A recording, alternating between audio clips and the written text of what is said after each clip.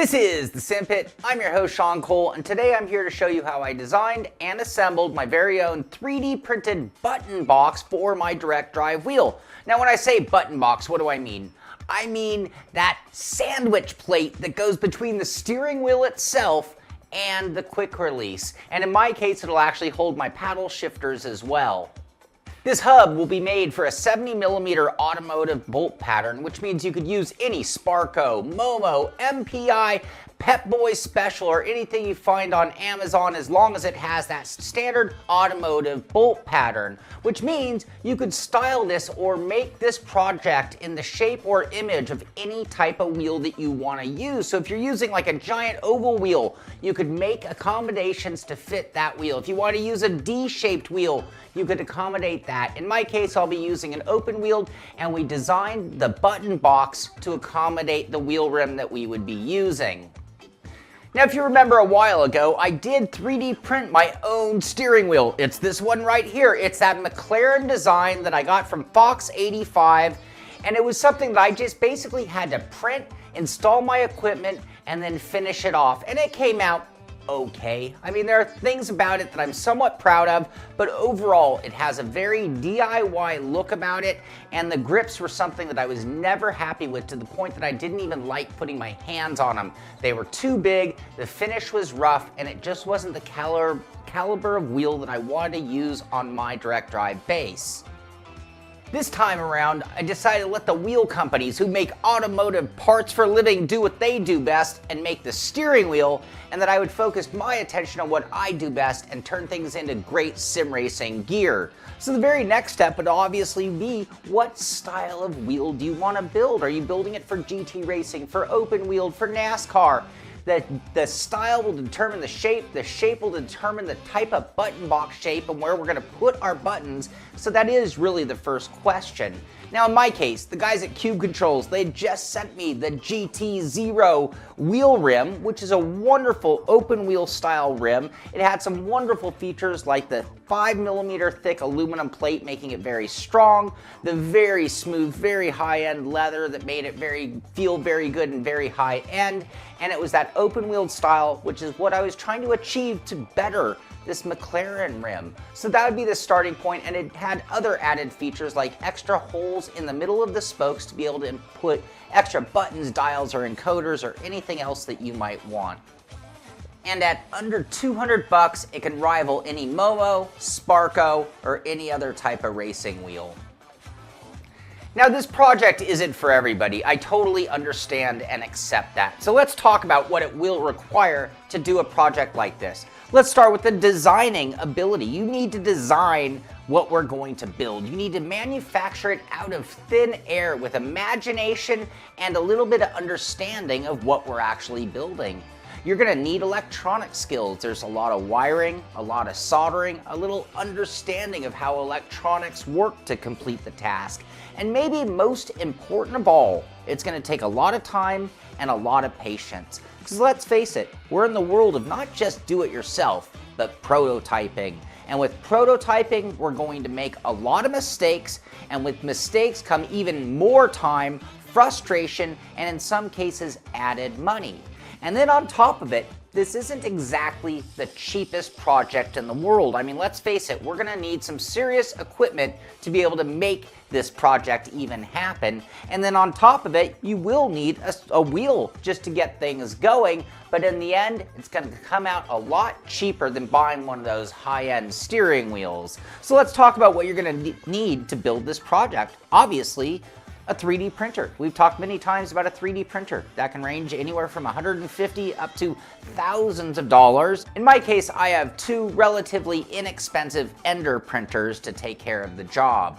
We'll need a soldering iron or soldering station, various wire, heat shrink, glue gun, and other general tools like wire cutters, screwdrivers, and Allen wrenches.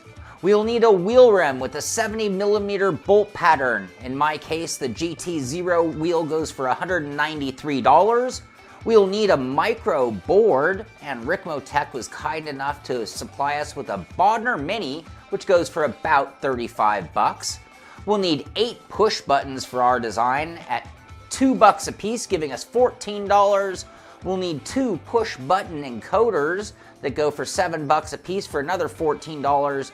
And then finally, we're gonna need 2 micro switches, which basically for $7 you can get 20. We're only gonna need 2 of them, giving us a grand total of $263.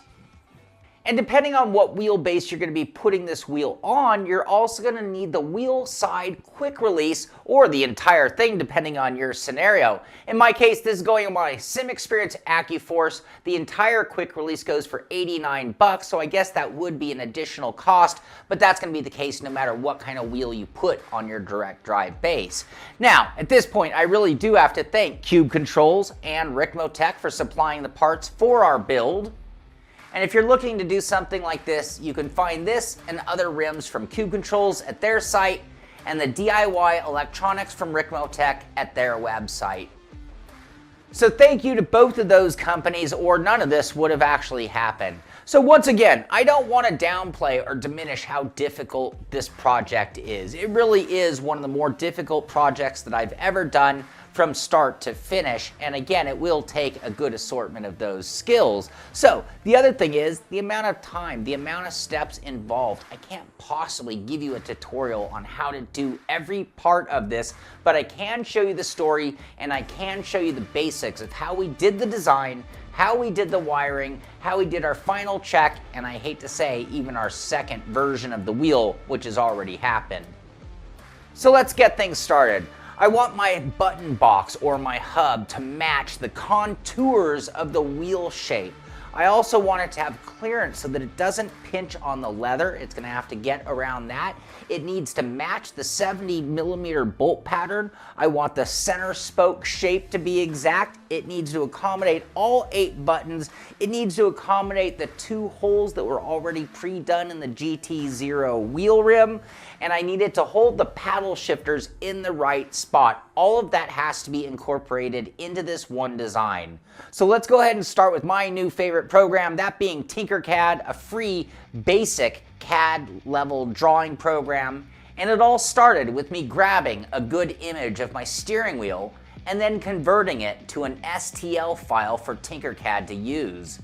There is a conversion program on the internet that turns this image into that file so I can import it into Tinkercad. I can then size that image in Tinkercad until the 70mm bolt pattern lines up. I used the McLaren rim that I had built before to double check that pattern, and once it lined up, I had a perfect outline of the rim, including showing me where the leather starts on the spokes. I then duplicate this shape of the wheel and turn one of those pieces into the center hub only and begin the build. I now have a copy of the wheel and the center hub.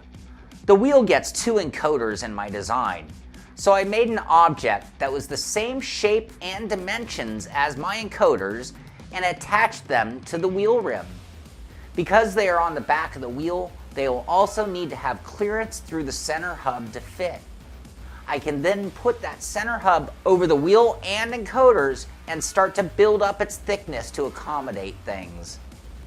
I then brought in some shapes to represent the paddle shifters. I stole the design from my McLaren rim as a starting point, but might make some changes to these later. I put them into the design in the approximate place I want them, and we can start to see our overall shape taking place. I also stole the design for the shifter mount from the McLaren rim. In the previous design, they were separate and need to be bolted onto the wheel, but I will build these into my design as part of the base. At this point, I have my center hub shape, along with my paddle shifters, and a shape that matches my wheel rim and has clearance for the encoders. I can then flip the whole design over and start adding other elements, such as buttons. I then created another shape that will show the clearance I need for each button. In my design, I want 2 buttons above and 2 buttons below, each left and right spoke. After making these shapes for each button, I can then make a small rounded box to contain them in little pods. I then start placing these button pods into their spots and see what it will take to attach them to that main structure or hub. I then created a new shape that fit that spot and built it to have an elegant curve to match the look of the wheel. Once happy, I could copy this shape and add it to the opposite side and do my best to make sure my spacing is equal on both sides. At this point, I have completed my overall shape. We have our 70mm pattern, we have our center hub shape, and have made clearances to overlap the leather.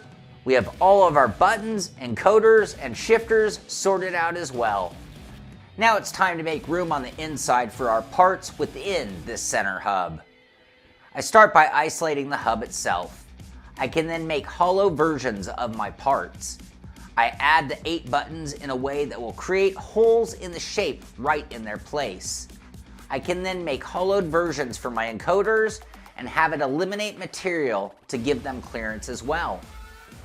The center hub can now hold the buttons and encoders, but we still need a place for our USB board and wiring.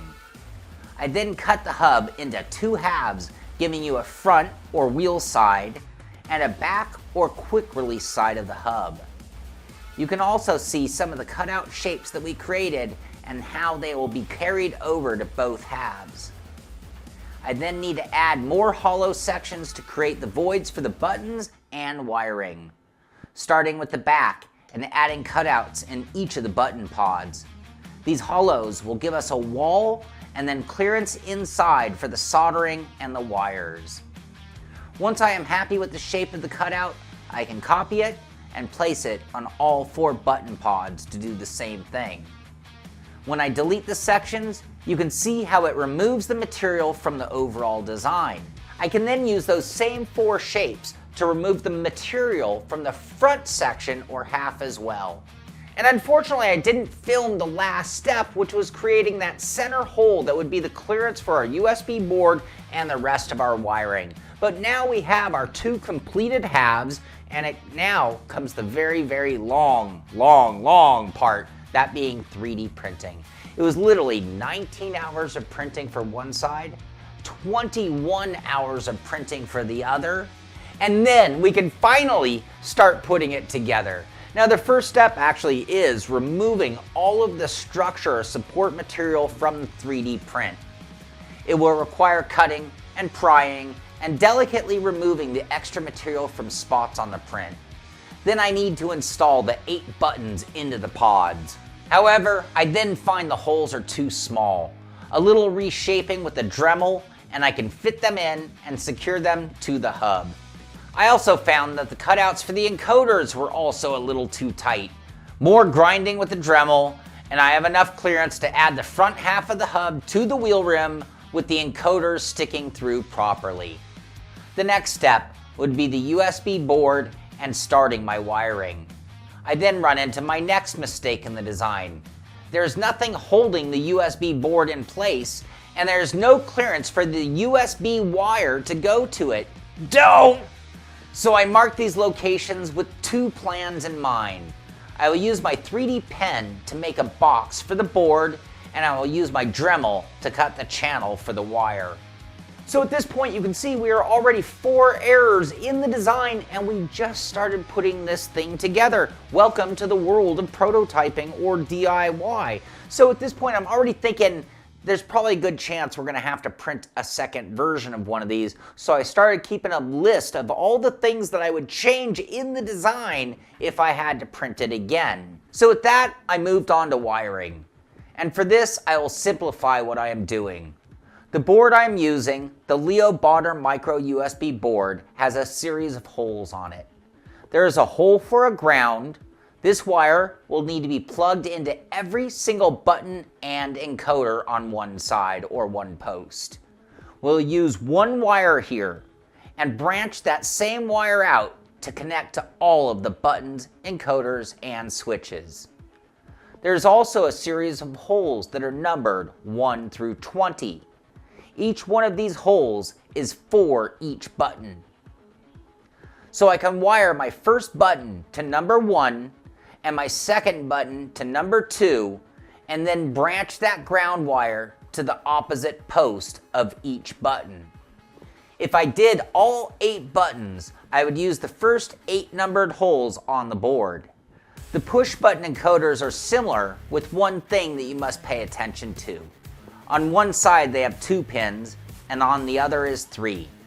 The side with 2 pins is the push button part of the encoder, and one post will go to a numbered hole on the board just like a button, and the other will go to ground just like a button. The side with 3 pins operates a little differently. The middle post is the ground. Therefore, we can actually connect this middle post, which is ground, to one of the posts on the button side of the encoder, and then connect that to our ground chain. And then the side posts, they each go in a numbered hole, but they do need to be together or sequential. So I add my button side post to holes 9 for one side, and then number 10 for the other. And then I add the wires from the 3 post sides to numbers 11 and 12 for one side, and 13 and 14 for the other. I can then do my best to get all the wiring down nicely and out of the way. All of this wiring has been done on the front or wheel side of our hub.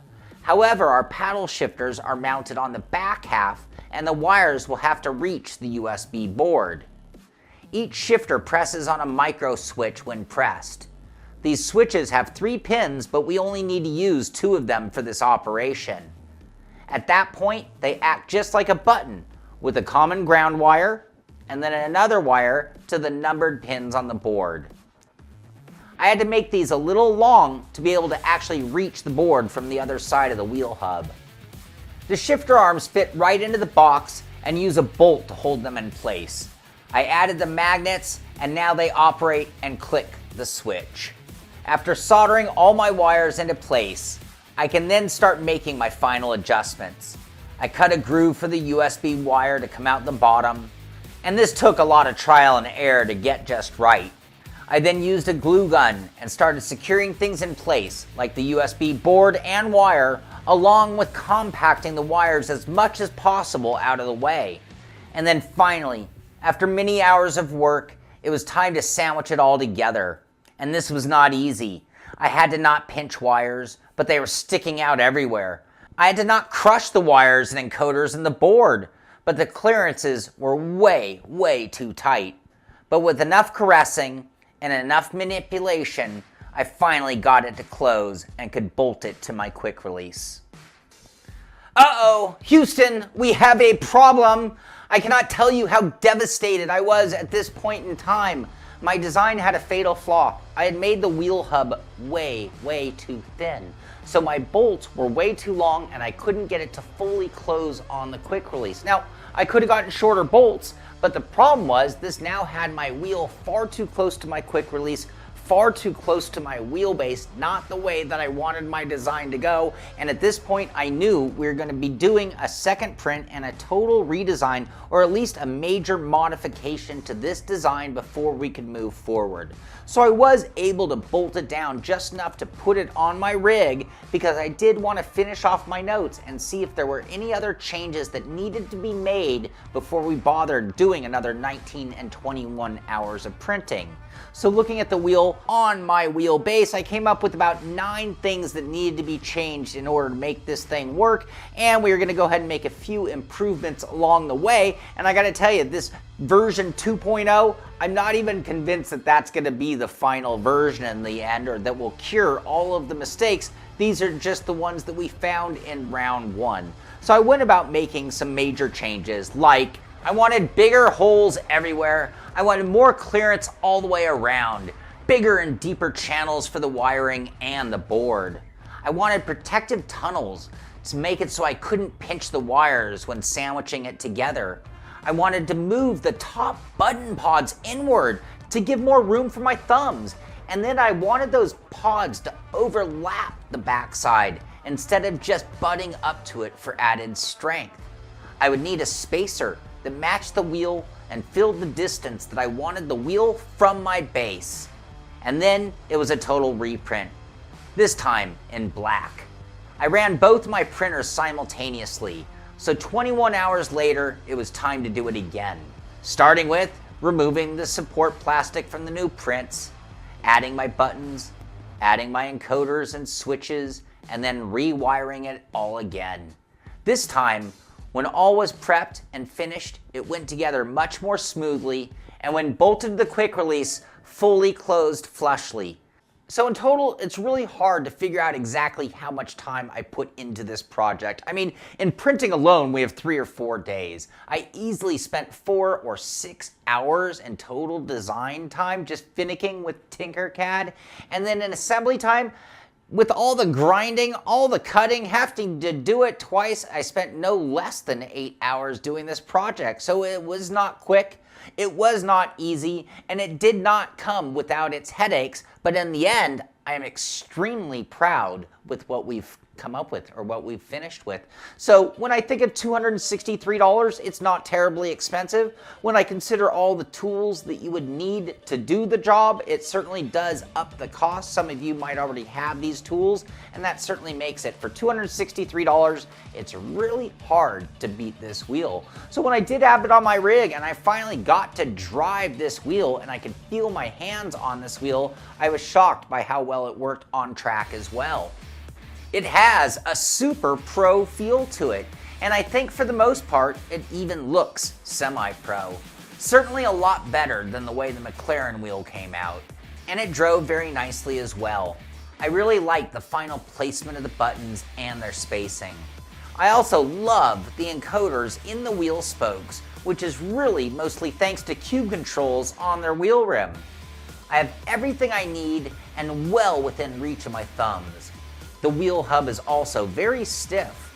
There are no creaking noises at all, and even when really pushing, pulling, or twisting on the rim, I don't get any movement that would make me think it was made of plastic or weak in any way, shape, or form. I have total faith in this wheel hub, and I could race my most important race of the year on it with confidence. The paddle shifters work just like the real deal, with that instant release, and are amazingly rigid considering they are made of plastic, but definitely not as strong as metal. And thanks to this design and the magnetic shifters, there will be no accidental shifts on this wheel at all. So I hope you've enjoyed this journey with me, and as much as this show is coming to a close, I don't think that this is the end of this project. I still have a checklist of more changes, more improvements that I'd make. It's kind of bothering me, but this one is so functional, it already works, I'm already racing on it, and there is no need for that other wheel. It's just that perfectionism that we DIYers, I mean, welcome to the world of DIY. Sometimes you get obsessive compulsive disorder when it comes to perfectionism. So I know I could do better. I know it's within me. It's just, am I gonna take the time to do it again? Now, the other great thing about this project is the total freedom that you work with.